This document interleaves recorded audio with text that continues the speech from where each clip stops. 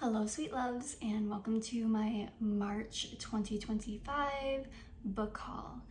March is my birthday month, so I am generally gifted like money and gift cards, and so of course I feel the appropriate way to spend those resources would be to go get some secondhand books. I got over 20 books this month for I think less than $200.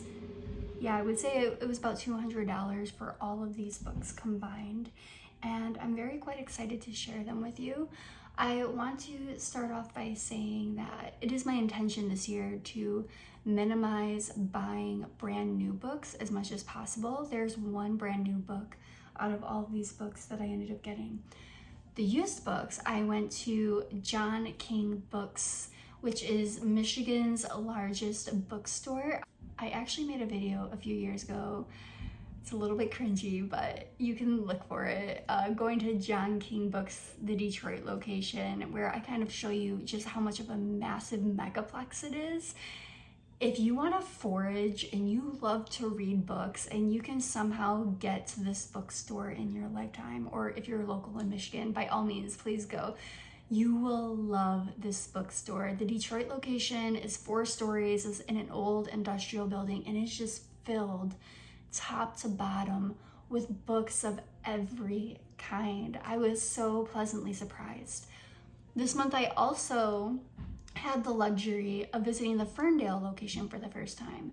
I recently moved into this area, so now I'm very nestled between the 2 locations, which is exciting for me, and also a great opportunity to practice some self-restraint. But I have been hearing for years that the Ferndale location is superior, and I couldn't figure out why people kept saying that. It's the same owner, it's the same company, but this location is very small. It's just like one small area of a strip mall, and I found it to be extremely cold inside. So I still think Detroit is the superior location in my opinion, but I have an appreciation for the company as a whole. So with that said, I got quite a mixed variety of books. I have them all laying on my floor right now so I can go through them with you. So the first book that I ended up getting was The Art of Loving by Erich Fromm. I found out about this book in a book that I read recently called Good Morning, Destroyer of Men's Souls. I have an excerpt from that book that I read on my Lauren Light series. It's the only one that I ended up posting. And it talks about love as a skill that you can build on rather than a feeling that you experience. And I really like how the author in that book pointed Erich Fromm as the source for that. So when I had seen this, I was really looking forward to reimagining the way that I look at love, and as like an action and something I can build on and a skill, rather than like it's something I fall into. I don't have any free will over it. I'm falling into it. It is a fleeting emotion. And I feel like for a majority of my life, that is actually how I had treated love, romantic love, so to say. So I'm really looking forward to cultivating a different mindset around it. On the flip side of that, I feel really pathetic for sharing this with you, but I am here to show up as my authentic self as much as I can.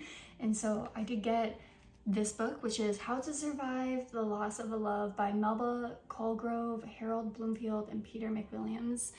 And it is a guide to navigating loss and heartache. It doesn't necessarily have to be romantic love, but like also losing a job, losing money, illness, changing teachers, robbery, you know, the list goes on and how we can experience loss in this life.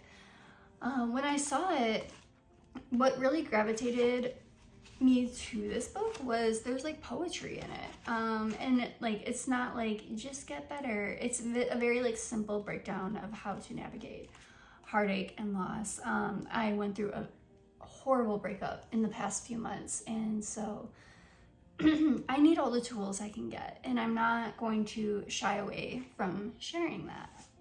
The next book I ended up getting was one that was actually on my TBR, and it was free. So this book is called Hawaii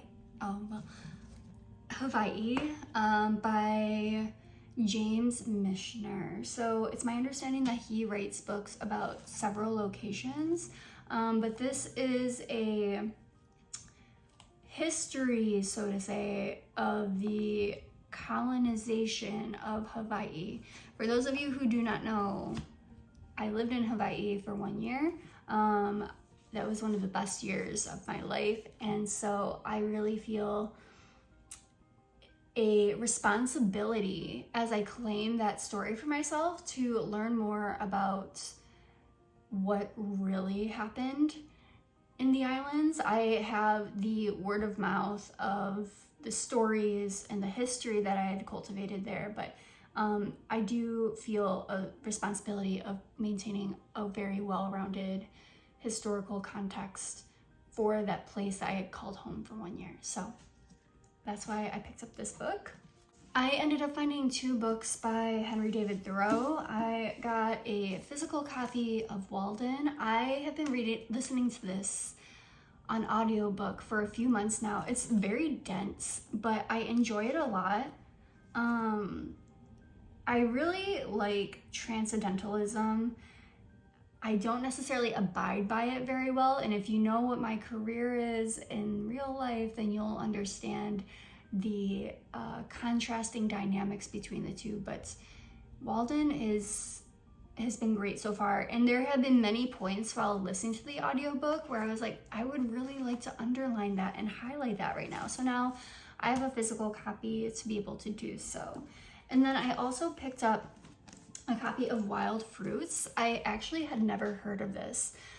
It's my understanding that this is the manuscript that Thoreau was working on when he passed away. So it is my understanding that this was only recently released. And so my understanding of this is that it is a sacrament to his love for nature. I also like the title of this book. It's called Wild Fruits. I just finished writing a poetry collection called Forbidden Fruits, and so I felt a little bit of a pull in that regard. So I'm really looking forward to having this. These are dense reads. They're probably gonna sit on my shelf for a little while before I get back into them, but I'm happy to have them regardless. As I mentioned in my March 2025 reading wrap-up, I am really trying to make an effort to unlearn a lot of the stories that have been told to me as I've been growing up.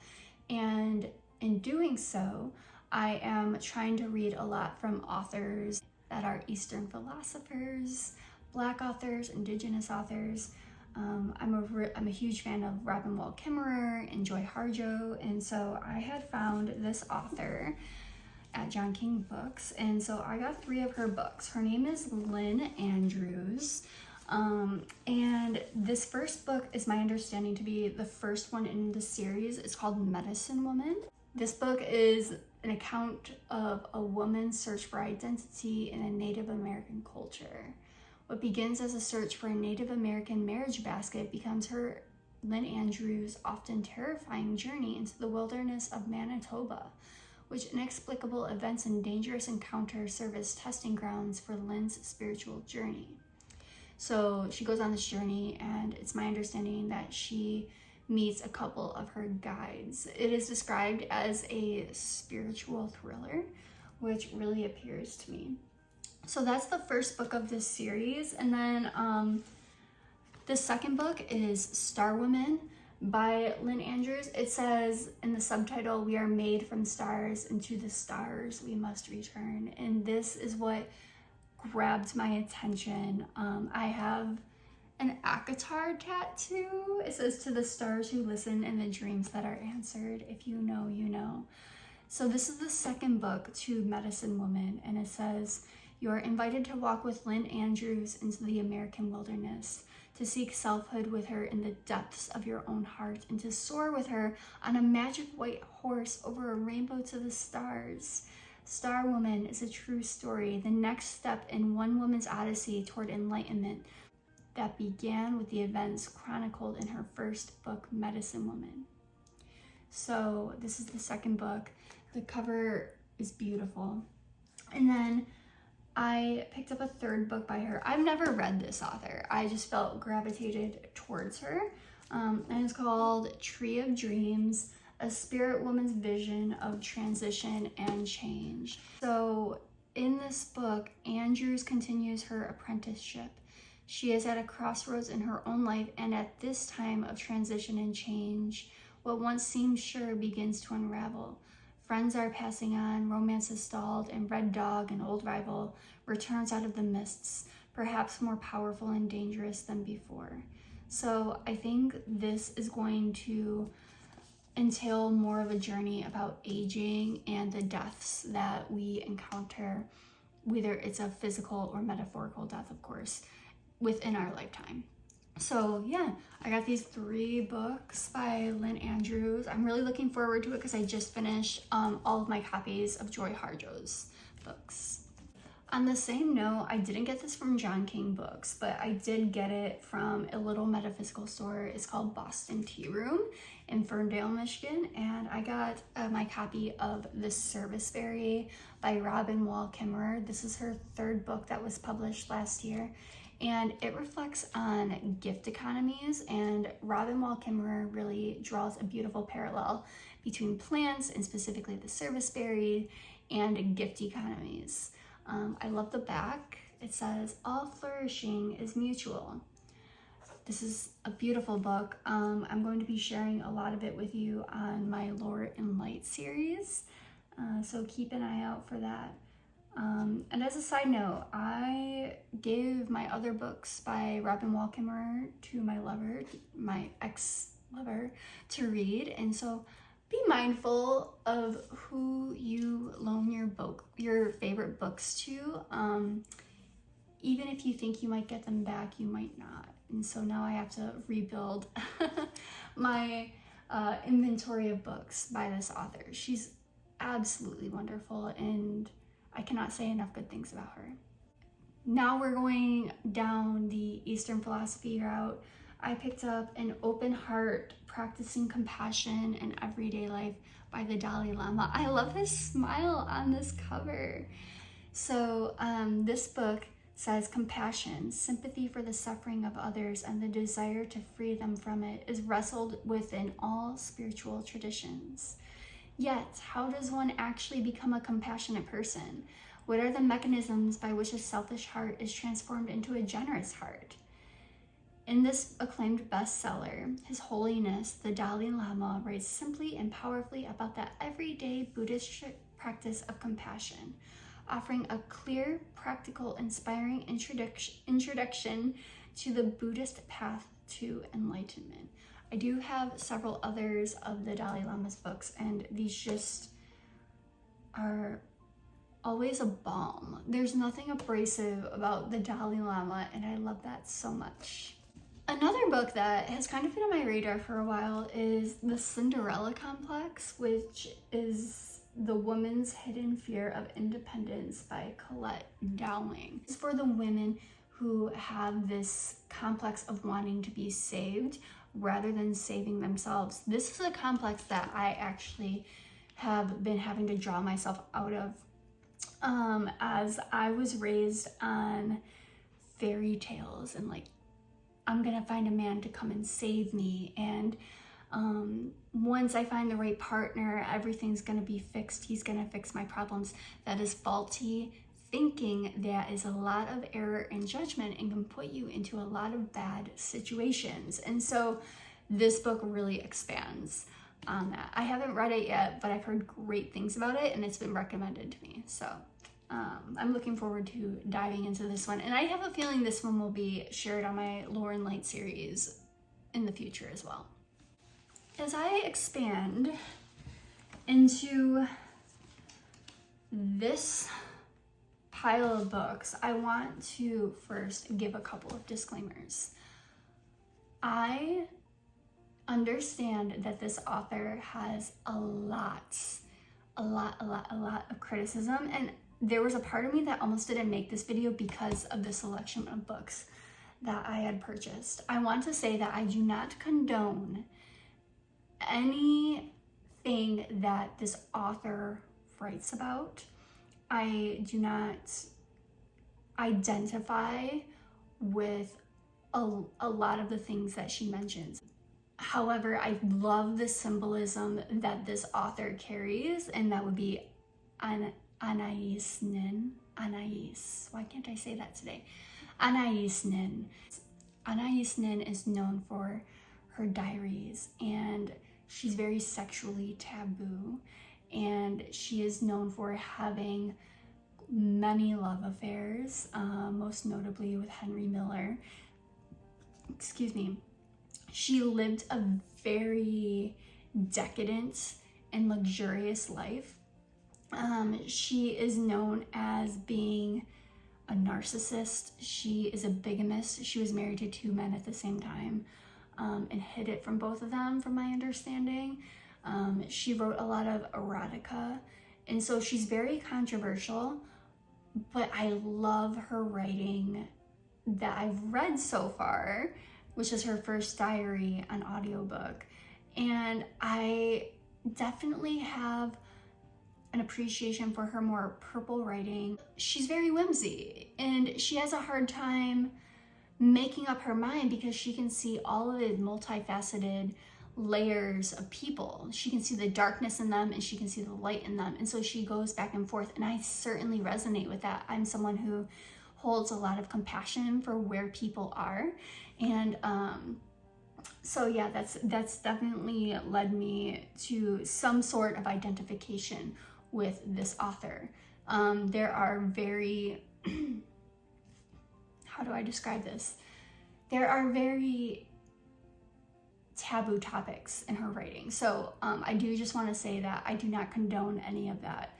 And I think I'm going to leave it at that. If you're curious about that, do a Google search and you'll figure it out for yourself. So I ended up picking up 2 of her diaries, the first one and the 4th volume. I know there are more than this, so I will fill in the gaps eventually, but volume 1 is from 1931 to 1934, and volume 4 is 1944 to 1947. So like we have a 10-year gap in the books, but we'll get around to it eventually. I have started reading volume 1 over audiobook, and this was where she really talks about her psychologist that she was working with, and it also talks about her experience with Henry Miller in June quite in depth.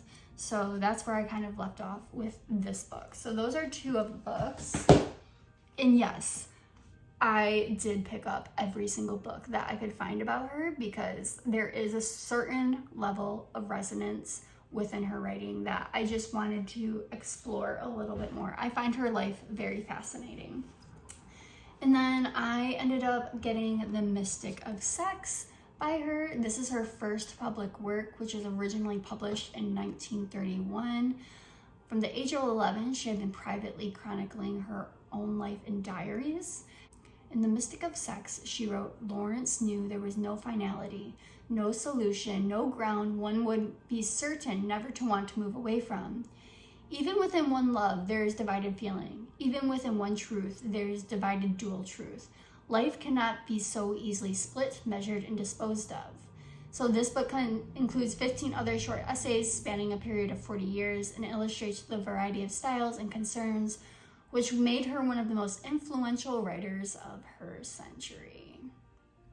And then I ended up picking up, it's called A Woman Speaks. It is credited to Anais, and it says, in this book, Anais Nin speaks with warmth and urgency on those themes which have always been closest to her. Relationship, creativity, the struggle for wholeness, the unveiling of women, the artist as magician, women reconstructing the world, moving from the dream outward and experiencing our lives to the fullest extent possible. This definitely is kind of like the layer of Anais that I have an appreciation for, because being a feminist in the early 1900s and creativity, and being a magician and an artist and a writer and a poet, and like sitting in French cafes contemplating our existence. Yeah, and that really appeals to me. And I also picked up this really cool like photograph supplement to her diaries. This is an album of over 100 photographs that are meant to accompany her diaries, and it's very beautiful. I found her to be a very beautiful woman. Then I picked up one of her copies of her erotica, which is Little Birds. Again, I have not read this erotica, so I do not condone anything that happens in it. So just please keep that in mind as I am producing content on the internet. I don't want to condone anything that I don't know what I've read so far. So I did pick up a copy of this. And then I picked up Anais Nin, The Novel of the Future. And it says, this book is dedicated to sensitive Americans. May they create a sensitive America. So she discusses her own pioneering efforts in the poetic novel, as well as developments of such writers such as D.H. Lawrence, Henry Miller, Lawrence Durrell, Marguerite Young, Juna Barnes, the painters Dali, Rousseau, and Miro, filmmakers, choreographers, anthropologists, and psychologists. So this is another one of her novels. And then of course I had to pick up my copy of Henry and June, which she is famously known for being part of their love triangle. The back says, drawn from the original uncensored journals of Anais Nin, Henry and June is an intimate account of a woman's sexual awakening. It covers a single momentous year from late 1931 to the end of 1932, during Nin's life in Paris, where she met Henry Miller and his wife June. She fell in love with June's beauty and Henry's writing, and soon after June's departure for New York, began a fiery affair with Henry, which liberated her sexually and morally, but undermined her marriage and led her into psychoanalysis. So this is the, sorry, my camera. This is the aspect of Anais's life that I had read in her first diary, and it's juicy, it's smoldering, and it's compelling, and I find myself resonating with certain aspects of her contemplation. So I'm really excited to do a more deep dive into the Henry and June experience. If you've read Anais Nin and you're like familiar with her works, how did you read her? Did you read the diaries first and then go more deep dive in, or should I read the first diary and then dive into this one, or should I read Henry and June and then pick up her diary? If you have any insight, feel free to share. And then to continue on this very extravagant Anais train, I picked up two of her biographies. They're very hefty. One is The Erotic Life of Anais Nin by Noel Riley Fitch. And then the other one is Anais Nin, a biography by Deirdre Baer. So I know it seems like I'm on this crazy train, and it is quite extravagant and over the top, but I just felt called to pick up these books. And what's nice is that I can just read them when I want to read them and let them sit there, and then when I'm ready to pick them up again, I can pick them back up.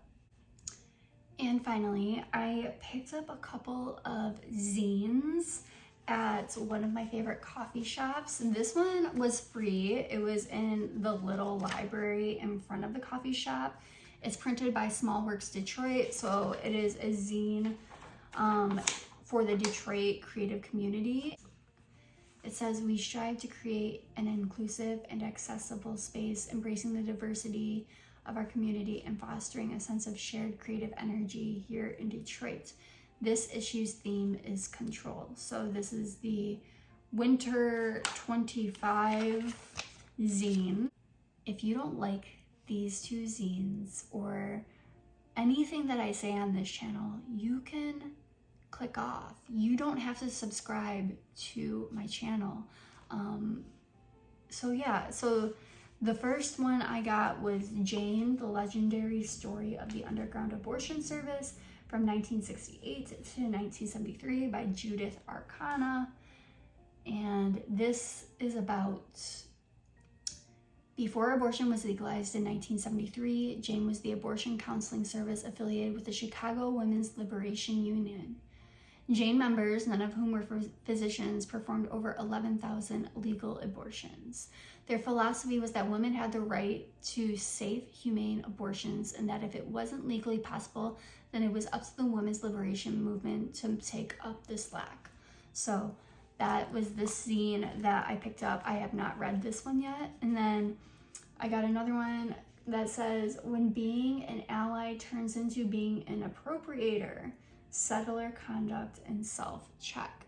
This is something that I've been trying to talk about a little bit in my last few videos. I'm trying to unlearn a lot that I've been taught, and I'm also learning how to approach these conversations. I was gonna say difficult conversations, and I say difficult because I'm still learning the language and how to speak my thoughts without appropriating other cultures. It's a fine line, and it is a skill that I'm building on. So I picked this up as well. We've got a lot under the sun. We've got heartache, we've got compassion, we've got save your own damn self, we've got a whole bunch of erotica and Anais Nin, we've got history, we've got transcendentalism. It was a heck of a haul for the month of March, and this video is so long. Thank you so much for taking the time to join me. And have you read any of these books? Do you have any thoughts? I would love to get to know my community a little bit more here on YouTube. All right, Booktube, I will see you in April. Happy reading.